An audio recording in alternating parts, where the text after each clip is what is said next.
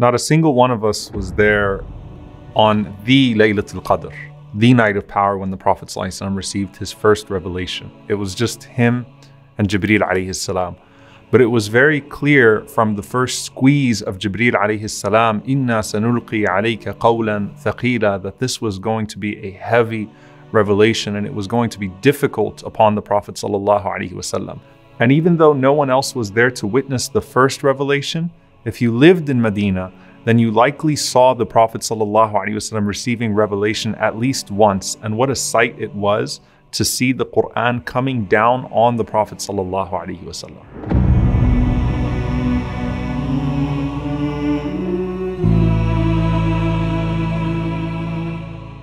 The revelation coming down upon the Prophet ﷺ, of course, is heavy even before it comes to him alayhi salatu wasalam.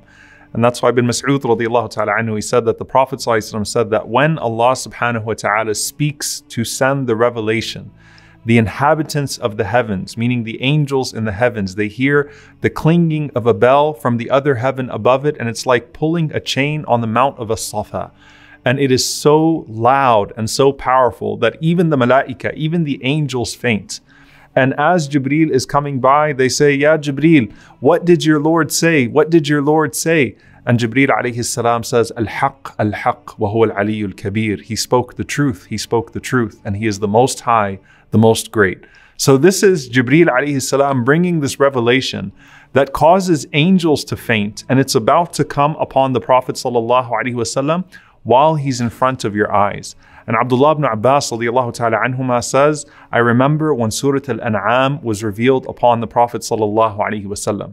He looked up and there Jibreel alayhi salam was coming upon him, and he had 70,000 angels escorting Surah Al-An'am, and they were praising Allah subhanahu wa ta'ala as it was coming to the Prophet sallallahu alaihi wasallam. And the Prophet sallallahu alaihi wasallam was looking up and seeing them covering the entire horizon as it was coming to him sallallahu alaihi wasallam. And he was sitting on a camel sallallahu alaihi wasallam, and when it started to come to him alayhi salatu wasalam, the knees of the camel started to actually buckle because of the heaviness on the Prophet ﷺ. Surah Al-An'am is over 20 pages long, coming to the Prophet ﷺ in one form with this type of reception to him sallallahu alaihi wasallam. All of this on the heart of the Messenger sallallahu alaihi wasallam. And Allah Azza wa Jalla says, لو أنزلنا هذا القرآن على جبل لرأيته خاشعا متصدعا من خشية الله. That if we were to speak this Qur'an to a mountain, it would crush the mountain out of its awe of Allah subhanahu wa ta'ala. So now it's coming to the heart of the Prophet ﷺ, and you're witnessing it in front of you. And the Sahaba asked the Prophet ﷺ what it was like to receive that revelation. And he said ﷺ that the hardest is when it is in that form. It's like salsalat al-jaras. It's like the ringing of a bell, a heavy bell. And the Prophet ﷺ would focus so that he could grasp everything that Jibreel alayhi salam was bringing to him. Aisha radiallahu ta'ala anha, she said that the Prophet ﷺ used to sweat when the revelation would come to him.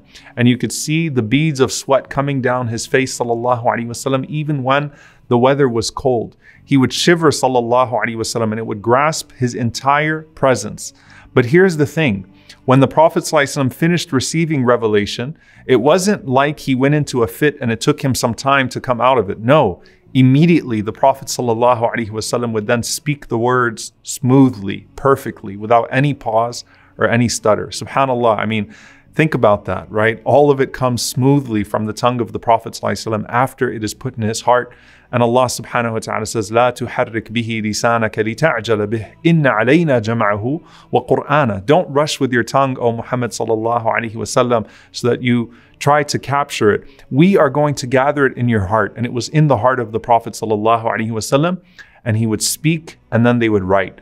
And Zayd ibn Thabit radiallahu ta'ala anhu, who of course was one of the most prominent writers of the revelation, he said that as soon as the Prophet ﷺ would speak, I would start to write. And he said, Wallahi, there was one time that the wahi came down, that the revelation came down, and the Prophet ﷺ's leg happened to be on my leg. And because of how heavy the body of the Prophet ﷺ became, I thought my leg had broken and I thought I would never be able to walk again because of how heavy the body of the Prophet ﷺ became. He took that sallallahu alaihi wasallam into his body for us, and the Sahaba would see it. And there are numerous narrations of the riding animals of the Prophet ﷺ not being able to handle holding him alaihi salatu wasalam when the revelation came down to him. Now, what did it look like, or what did you hear when it was coming to the Prophet ﷺ? Umar ibn Khattab radiallahu ta'ala anhu, he said that when you were looking at him and you could tell he was gripped by the revelation because there was nothing like it coming upon him. He said you could hear a sound around him, kadawi an-nahl, like the humming of bees. So it was clear that there was some recitation coming to him, sallallahu alaihi wasallam. But as difficult as it was on the body of the Prophet sallallahu alaihi wasallam, it was soft and melodious around his head sallallahu alaihi wasallam. And he said one day it came down on the Prophet sallallahu alaihi wasallam, and the Prophet sallallahu alaihi wasallam received that revelation, and he paused sallallahu alaihi wasallam.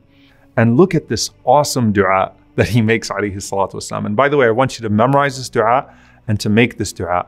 Umar ibn Khattab radiallahu ta'ala anhu said he raised his hands towards the Qibla alaihi salatu wasallam. And he said, Allahumma zidna wa la tanqusna. Oh Allah, give us more, not less.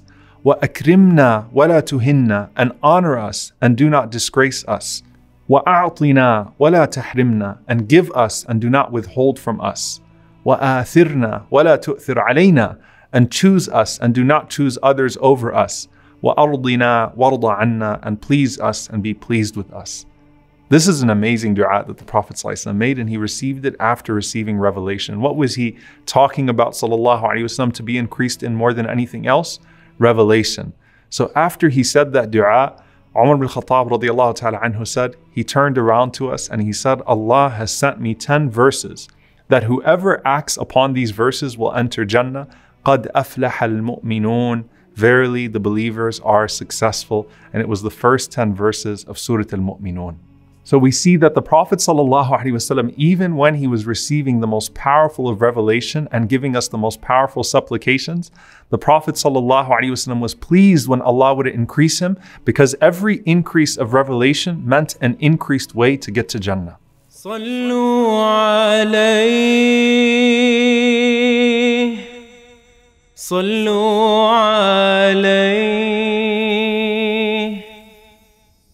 صلى الله عليه وسلم.